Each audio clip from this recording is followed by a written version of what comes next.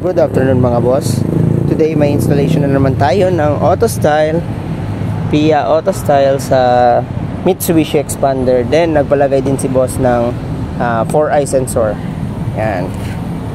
So kanina na-test na natin yung Pia AutoStyle. So yan, napakalakas mga boss. Then check natin ngayon mga boss yung reverse sensor niya. So, ito siya mga boss. Ayan. Body color siya. White lang din. So, test natin mga boss.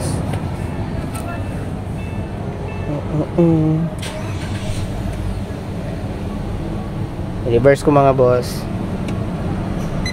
Ayan. So, you can see, nandun si Migo sa ayan. Dyan siya. So, ito yung umiilaw. Tapos, doon naman siya sa kabila.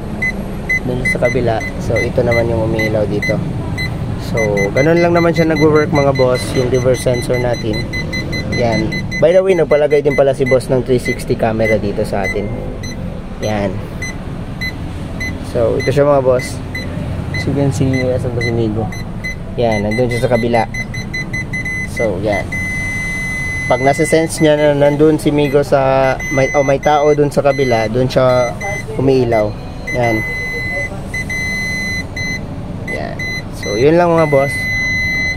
Yun lang naman yung basic features natin mga boss. So, yan. For more inquiries, just visit us here sa Shell Banale. Yan. Highway lang po tayo mga boss. Tapat mismo ng Shell. Andres Auto Accessories mga boss. Yan. Tabi tayo ng price gas. Ride safe mga boss.